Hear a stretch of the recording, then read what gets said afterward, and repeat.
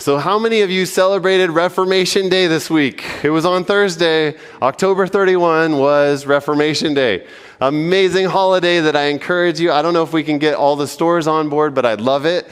Maybe we could all start shaving the sides of our head, the tops of our heads, and we could just we'd make a whole new trend, and it would not scare my kids so much. It would be pretty awesome. Well, anyway, so the reason we call it Reformation Day, the reason I call it, you probably never heard anybody else say that before, but the reason it's called Reformation Day is because that is the day that Martin Luther nailed the 95 Theses to the door of the church in Wittenberg. Now, why did he do this? What was it all about? You know what the title of the 95 Thesis was? A disputation on the power and efficacy of indulgences. It sounds irrelevant today, but back then it mattered a lot because the church told you that if you wanted to not writhe in pain in hell forever and ever, or if you wanted for your loved one to get out of purgatory and get to be able to be in a good place, then all you had to do was bring some money, and if you brought that money to the church, then it would be great and you would be okay. And that's why you have such beautiful edifices like St. Peter's Basilica that were built. These monies were going to help fund that. And Martin Luther, in his 95 Thesis, he has a lot to say about indulgences, as you can tell by the title. It's interesting how sometimes world revolutions take place, and maybe often they take place due to money. Have you noticed that before? Think about the Boston Tea Party. Think about what happened with the American Revolution. Why was it that we were so fed up that we had to throw tea into the sea and eventually throw off the yoke of Britain? We were frustrated with the way the King of England was treating us. And part of that was the taxes. That's our money. It's not your money. Why are you taking my money? And we were frustrated by that. And this goes back, as you study history, you see it over and over again. And it was no different in the life of Jesus. Jesus, whose own family had to migrate 70 miles in order to be taxed when Mary is 9 months pregnant. This is his prenatal influences, is the stress of taxes are coming and we've got to move. And that's what Jesus experienced from the womb, the only one who chose where he was born. But not only that, just days later, when they went to the temple to dedicate Jesus, as they went into the temple, it tells us something crucial about Mary and Joseph. Notice in Luke chapter 2, verse 24, they went to offer a sacrifice in keeping with what is said in the law of the Lord. What does it say? A pair of doves or 2 pigeons. Well, who cares? A pair of doves, 2 pigeons. Great. Okay. Why does that matter? Well, if we go back to the law, this is in Leviticus chapter 12, verse 8, it specifies these ritual purity laws for a woman that has a child. And previous to this, it's saying, well, you should bring a lamb. But then it goes on to say this in verse 8. But if she cannot afford a lamb, she is to bring 2 doves or 2 young pigeons. And this tells us that Mary couldn't afford a lamb. Joseph couldn't afford a lamb. And so they had just 2 pigeons, 2 turtle doves, in order to dedicate Jesus. Jesus began his life in poverty due to the politics of his day. If you think about it, they're on their way to be taxed. They're thrown this way, that way. There's an oppressive nation. If they were a part of a ruling nation, they probably wouldn't have had the poverty that they had. But due to the politics of his day, he experienced poverty. But thank God that he has ways of providing, even in the midst of poverty. Have you experienced that? God is incredibly good.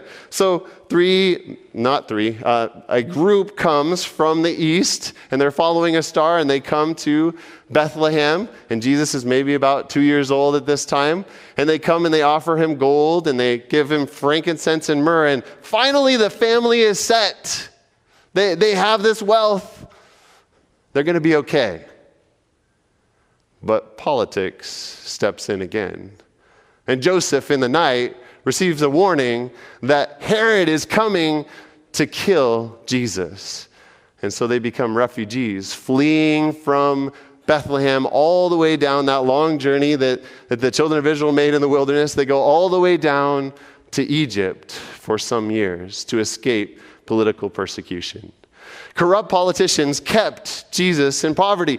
Their family could have been well off. They had that gold, they had that frankincense, they had that myrrh. They could have been well off if it wasn't for Herod, if it wasn't for... That doesn't sound familiar at all, does it? Sometimes that happens in our world today. If it wasn't for the politicians, the world could be a better place. Jesus experienced what we go through too. He really did. And that didn't change by the time we get to his ministry. Again, we find that he is still living in poverty. Matthew chapter 8, verse 20, he says, foxes have dens and birds have nests, but the Son of Man has no place to lay his head. Like, I don't even have a home. I don't have a place to lay my head. He was living in poverty. Jesus had very little money, but he had a lot to say about money. Have you ever noticed that reading through the Gospels?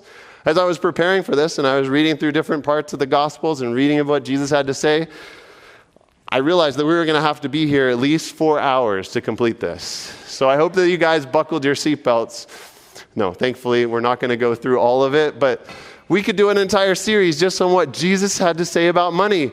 But he had so little money. How did he know what to say about money? It was based on the wisdom from the Father in the Old Testament. But there were some people that weren't very impressed. They weren't so impressed by how he considered money and what he thought about money. They were wealthy. They were in power. They were courting the favor. Some of them, the Sadducees, were courting the political favor. The Pharisees were also wealthy, and they weren't necessarily courting political favor. They wanted a political uprising in order to get more power.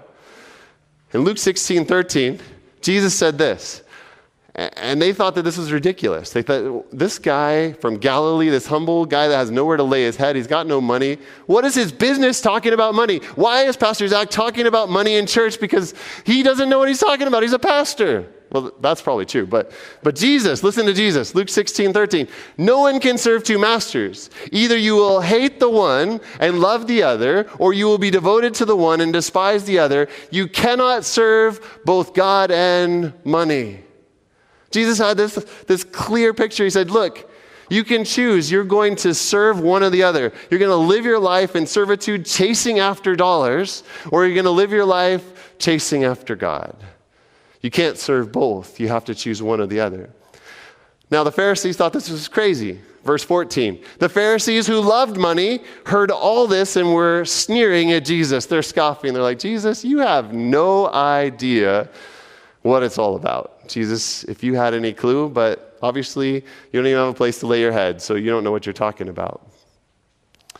The Pharisees were sure that Jesus simply didn't get it. And they were more than just sure that he didn't get it, but they thought that he was actually going in the face of what needed to happen in order for their pocketbooks to be doing better. Mark chapter 2, verse 15 tells us that many tax collectors and sinners were dining with Jesus and his disciples, for there were many of them and they were following him. There's a whole lot of tax collectors, many of them, and they're all following who? Jesus. When the scribes and the Pharisees saw, they said to his disciples, why is he eating and drinking with tax collectors and sinners? Well, why would Jesus do this? Why were tax collectors so hated? One, they were seen as traitors. They're supporting the oppressive nation of Rome, who is holding Israel under its thumb. And that's not supposed to happen. And because of this, because they believed that this was their land that was given to them by promise from Abraham, they actually believed that taxes were unlawful. We'll see that in Matthew chapter 22, verse 17. They're like, taxes, that's not according to God's law. That's a violation of God's law that they would tax us. Not only that, but we see like from what John the Baptist has to say to tax collectors that he says, don't collect more than you should. And we see what Zacchaeus does later on. So tax collectors practiced extra extortion. If it wasn't bad enough that you have, imagine that we were taken over by China. And you have some people within your friend group or within our church family who are like, well, we're taken over by China, so I'm going to go and help China collect money, and I'm going to profit off of China collecting your money, and I'm going to support what they are doing. You see how you might be a little bit like, what in the world is this traitor? How could you do that? This is the United States of America. You should not support an oppressive power like this. It's a little hard for us sometimes to get the context because we're so distant from it. But they also would take extra, not just what they were supposed to. And then they were in constant contact with the Romans. They were called publicans because of the place where they met with the Romans. They were in constant contact with Gentiles, which meant to the Pharisees, they're ceremonially unclean. You can't mingle with these people. They deal with Gentile Romans all the time. And frequently in the Gospels, they are linked with sinners and prostitutes. And Jesus was accused of this. Matthew chapter 11, verse 19. Here is a glutton and a drunkard, a friend of tax collectors and sinners. What in the world is Jesus doing? He's a friend of tax collectors. This is the enemy. What is Jesus doing?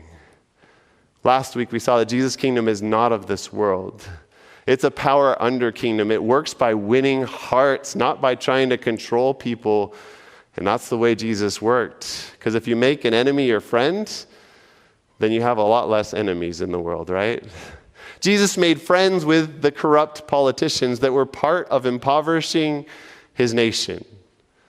And then he sends his disciples one day as he's wrapping up his ministry, he's getting towards the last week of his ministry, to a town and says, hey, go into the town. And he knew that there was this prophecy that needed to be fulfilled, that he would ride into Jerusalem on a donkey, but there's a problem. What's the problem for Jesus? Jesus doesn't own a donkey. Where's he going to get a donkey from? Jesus was born in a borrowed bed. He rode a borrowed donkey into Jerusalem. He died and was buried in a borrowed tomb. Friends, it's okay if you're in that place in your life. Jesus knows what you're going through. He sends his disciples to go and get the donkey. They bring the donkey, and Jesus is riding the donkey into Jerusalem. And all the crowds are singing Hosanna to the Son of David who comes in the name of the Lord. And this is troubling to the Pharisees. They see this and they're like, what in the world? The whole world is going after him. We've got to stop this. Why were they so worried about it? Huge part of it was this humble Galilean is not following the way that we think that money should be dealt with. And what's going to happen to our wealth? What's going to happen if we truly follow his teachings? And then Jesus comes into Jerusalem and he goes into the temple. And one of the Gospels mentions that he goes back to the Mount of Olives and then comes back to the temple the next day. When he comes to the temple the next day, as he comes into the temple, it's like we're taken back to when he was a child. Because he comes back to the temple and he notices something. He notices, kids, can you see, what do these people right here have in these cages? Anybody see what's in these cages? You have really good eyes. Doves, right? There's the pigeons and the doves. And as he comes in, he notices that pigeons and doves are being sold. And he notices that there's a table with money that's being changed. And here's what happened. People that traveled from outside of the area, people that were proselytes, they'd converted to the Jewish faith but weren't of Jewish heritage. As they came, they had to convert their money into the temple coin, and they would jack the prices up so that they could get as much money for the church. I mean, churches need money, don't they? Right? So they get as much money as they could by charging them as much as they could to exchange their money into the temple coin. And then they'd charge them for their sacrifices. And notice what Jesus especially focuses on. First we're going to look at this. The Desire of Ages, page 155, talking about the scribes and the Pharisees. It says, the love of money had overruled their scruples. And it's talking about what was going on in the temple market there. Many came who were too poor to purchase the humblest offering for the Lord. There were many who came and said, I can't even afford, with the way you're charging prices, I can't afford to buy pigeons, let alone a lamb. Too poor even to buy food with which to satisfy their own hunger. The priests boasted of their piety. They claimed to be the guardians of the people, but they were without sympathy or compassion. The poor, the sick, the dying made their vain plea for favor. But if you didn't have enough money, too bad. Their suffering awakened no pity in the hearts of the priests. And while we find Jesus being friends of tax collectors, for the friend of tax collectors, while we see him dining with tax collectors and sinners, while we see him willing to meet with Nicodemus, who was a ruler of the Jews, and Cornelius, and anybody who was willing, any centurion or any person that was willing, when he saw that people were getting in the way of people coming to Jesus, coming to him, coming to God, he got upset. Matthew 21, verse 19, he overturned, what does he overturn? The tables of the money changers, it's really specific, and the benches of those selling doves.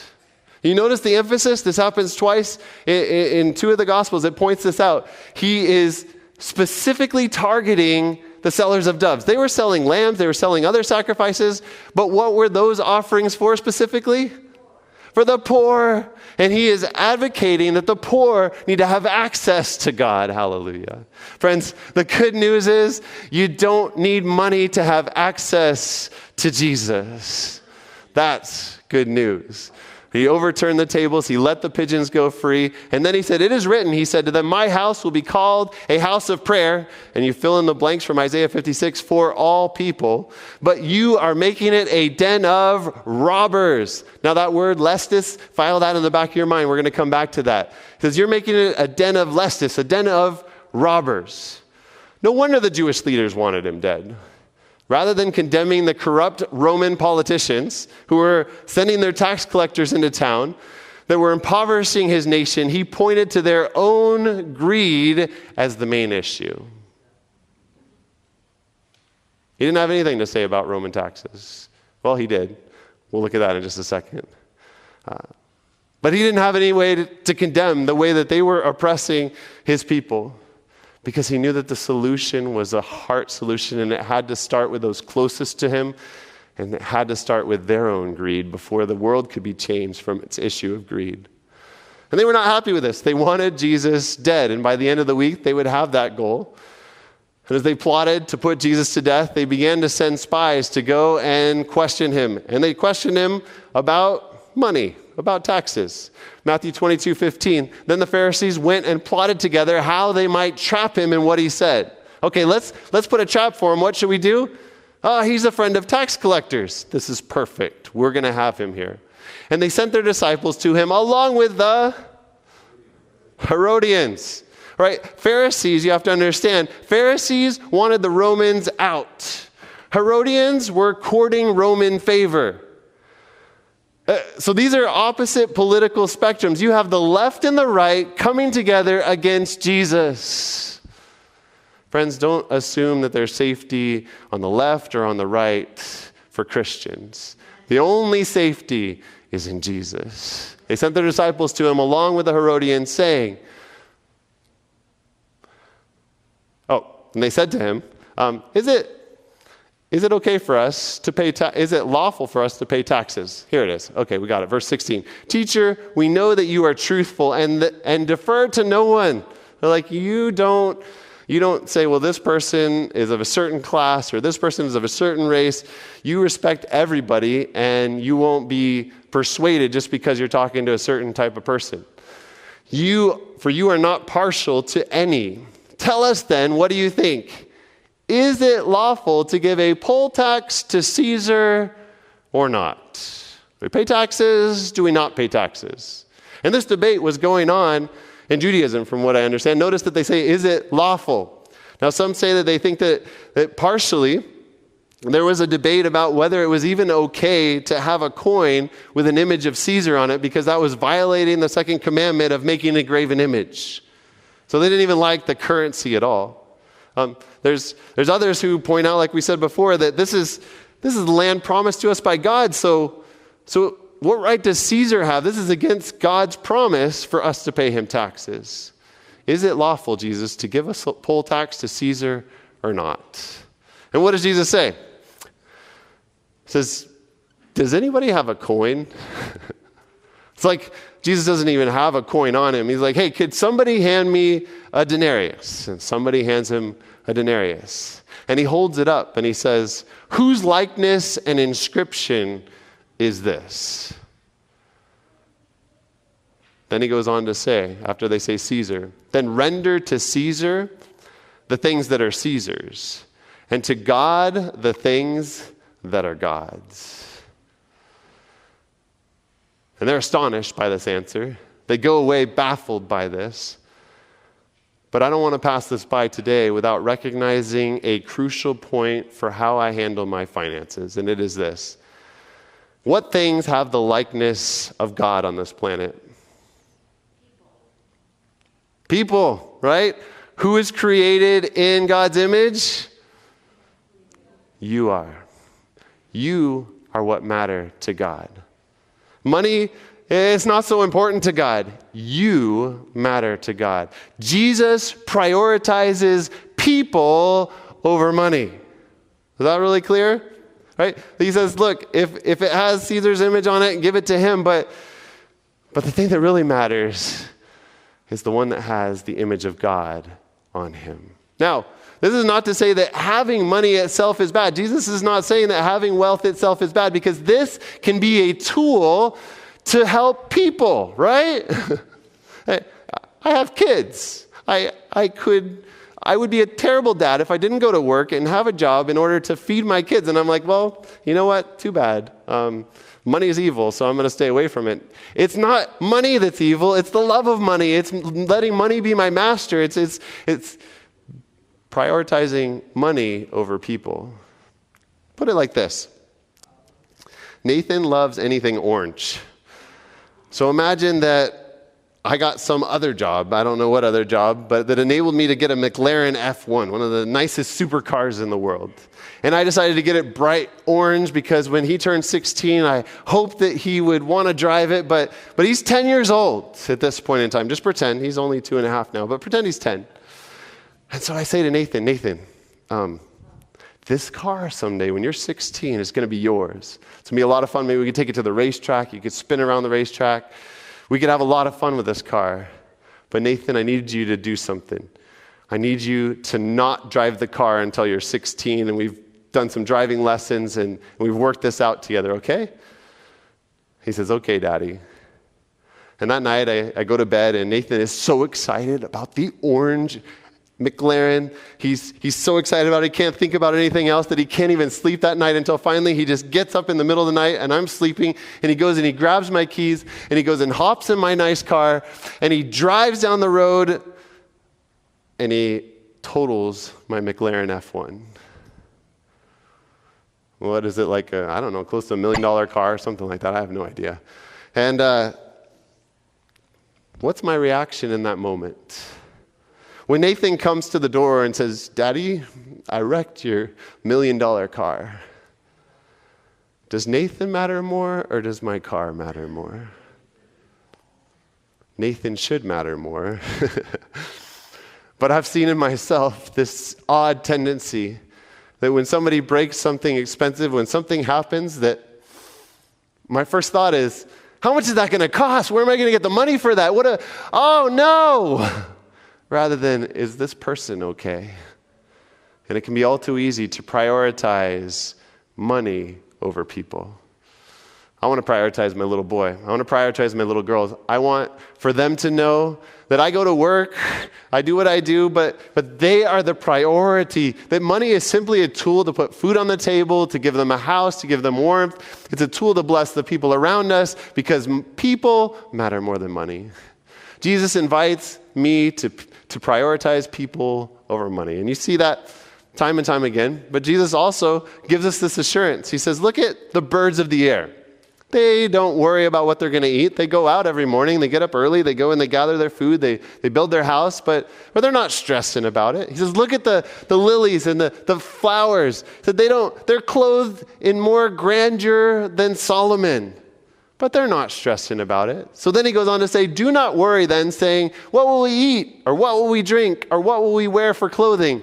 For the Gentiles, read the nations, the people that don't know God, eagerly seek all these things. Their focus is on how am I going to take care of me and how do I make ends meet and making sure that the pocketbook lines up at the end of the month. And this is the stress in their life. But Jesus invites us to something better. He says, for your heavenly Father knows that you need all these things.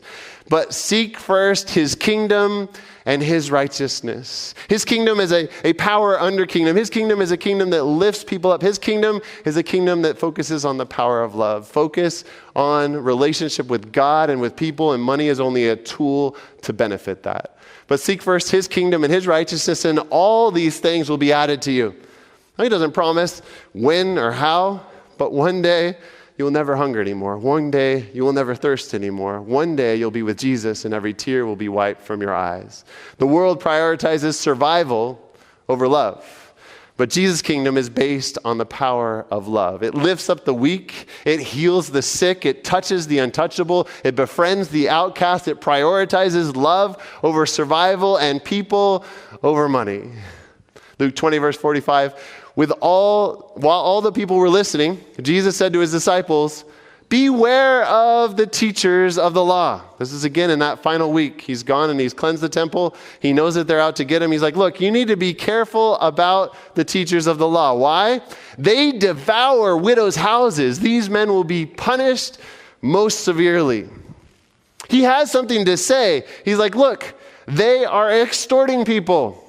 He was willing to speak up against the extortion of this religious political organization, the temple. But notice the very next thing that he does. Every time that you have this statement, devouring widows' houses, you immediately have a story after it. Notice, it happens in Luke's gospel, and I think it's in Matthew or Mark. It happens in both times. It's immediately followed by this story. As Jesus looked up, so immediately he's told them, look, this place is devouring widows' houses. You've got to watch out for them. Then he looks up, he saw the rich putting their gifts into the temple treasury. He notices how much they're putting in. And then he notices a widow come up and put just 2 mites in. And then Jesus calls the attention of his disciples and says, do you see this woman? She has put in more than all of the others combined. You see, Jesus commended a widow while he was condemning the religious leaders for the system of extortion that they had set up. He commended the widow for giving all that she had to that same corrupt system. You see that? She's giving those 2 mites. And we'll see in a minute what maybe those 2 mites might have gone for. She's giving to, her house is being devoured. She's got nothing left. She gave all that she had to live on, because she thinks that the temple needs it. And she gives this offering, all that she has, and his condemnation overturned the tables. Because that woman's gift has brought in more money for Jesus and his kingdom day in and day out for thousands of years. It's made far more money because people have seen the heart that was in it, even though it was given to a corrupt system. And sometimes it's like, well, I don't know if I can trust the church, so I'm going to keep things safe right now. And I don't know if they're handling it right, so I'm going to put it, maybe they're in apostasy, or maybe, so I don't know if I'm going to be faithful with my tithes and with my offerings. But Jesus commended a widow who was giving to a corrupt system. Now, I encourage you to not find a corrupt church, and I trust that this church, by God's grace, is not corrupt. But notice what the priests were using that very money to do. Maybe it was the same exact money, but what they were using money from the temple. They paid Judas to betray Jesus. They paid him 30 pieces of silver from out of the temple treasury. They bribed false witnesses to accuse Jesus falsely in his trial. Then, when the soldiers come back from the empty tomb and they're running into Jerusalem, they come and they tell the priests, it says that they gave them a large sum of money. Maybe the widow's 2 mites were in there, to be quiet and to tell people that the disciples had come and stolen the body. This is the type of stuff that they were spending widows' money on as they devoured widows' houses. The Jewish leaders' love for money, their desire for prosperity, led them to prioritize survival over love and money over people, and ultimately to reject Jesus in favor of another Jesus. Another Jesus? Did you know there's another Jesus in the Gospels? Matthew chapter 27, verse 16. This is based on some of the oldest manuscripts. You'll see that in the more modern versions. It says, at that time they had a well-known or notorious prisoner whose name was Jesus Barabbas. Some of the oldest manuscripts tell us that his name was actually Jesus Barabbas. Who was Barabbas anyway? Barabbas, called Jesus in the oldest manuscripts. Barabbas means son of the Father. Matthew 27:16 tells us, we saw he's a notorious prisoner, but he's also called a robber or lestis. Do you remember that word from before? He's called that multiple times. That's the word that Jesus said, look, you're making this temple into a den of robbers, a den of lestis or lestai. And then Mark 15:7 says that he was an insurrectionist who had committed murder in the insurrection. And sometimes we frame Barabbas as like this horrible criminal who would just go around stealing from random people, who was just a hardened criminal. Was that really who Barabbas was? The Desire of Ages points out, based on maybe some of these biblical principles, that this man had claimed to be the Messiah. It's not like he's just some random criminal. This guy is actually telling people, look, I am the Messiah. He claimed authority to establish a different order of things and to set the world right by a different set of principles. Barabbas was saying, look, I can fix everything. Follow me. I'm the Messiah. You need to follow me. That word lestai was used for those who took money by force. And it was especially, they would target the wealthy Romans or the others who were benefiting from the government, and they would steal from the rich. They were almost like Robin Hood, stealing from the rich in order to take care of the poor. Under the cover of religious enthusiasm. This guy was not somebody that you're like, oh, that guy would never come to church. No, this is a guy that was full of religious enthusiasm. He was an insurrectionist, meaning that he was hoping to overthrow the Romans. Like this was the side the Pharisees were on. This is the side that the Jews were longing to happen. And Jesus said, but you are making the temple a den of robbers. And then Jesus is crucified, likely on Barabbas's cross. In his place, as people say, no, give us Barabbas. Give us Jesus Barabbas and not Jesus of Nazareth. They crucified two robbers with him, lestis again, one on the right and one on his left.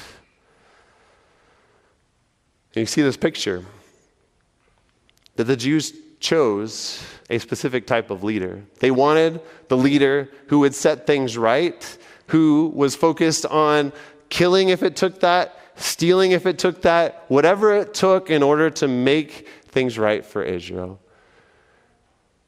And two men were crucified beside him that were close partners with Barabbas. And Jesus was on Barabbas' cross. And at first they're both shouting insults at him. But there's good news. Not only does he overturn the tables for those who are extorted, but he also overturns the tables for those who are on the wrong side of power, who are loving power rather than living by the power of love. Because what happens on that cross? One of the thieves looks at Jesus and he says, remember me when you come in your kingdom. Somebody recognized that Jesus was setting up a different kind of kingdom. He finally looked and he said, no, I don't want Barabbas. I don't want the way that's to steal, kill, and destroy. I want the way of the one that's laying down his life. And Jesus' instant response, it was like it just flowed out of his heart, was assuredly I say to you today, you will be with me in paradise. Simple as that. If you want to be a part of this kingdom, you're welcome in. It's a kingdom of grace. It's a kingdom of generosity. It's a kingdom that lays down its life for others. And this is the only way that things will be made right in this world. The world prioritizes survival over love. Jesus' kingdom is based on the power of love, and it prioritizes love over survival and people over money. It lifts up the weak. It heals the sick. It touches the untouchable. It befriends the outcast, and it looks like Jesus. Hallelujah. Just invite you to bow your heads with me. Father in heaven, thank you for Jesus. Thank you for how Jesus gives us this picture of a different way of living.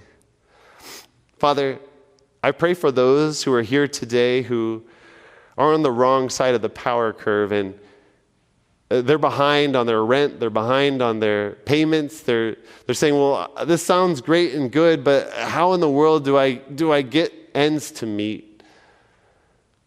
Lord, would you, as they seek to love you and to love people, would you provide for their needs in surprising ways? And help us to be like the church of Acts that comes around them, lifts them up, and sends them on their way. And Father, for those who have been blessed with more resources, thank you for that, Father. Thank you for the many I've seen in this church who have used that wealth to be a tool to bless people. And I just ask God, all of us in America are really wealthy compared to the rest of the world. Help us to constantly keep in mind that it's about people. It's about people more than it's about money. That money will one day be valueless, but the treasures that will last forever is our relationship with you and the relationship with people around us and leading them to know Jesus. Lord, would you help us to seek first your kingdom and your righteousness, trusting that all these things will be added unto us. In the name of Jesus I pray, amen.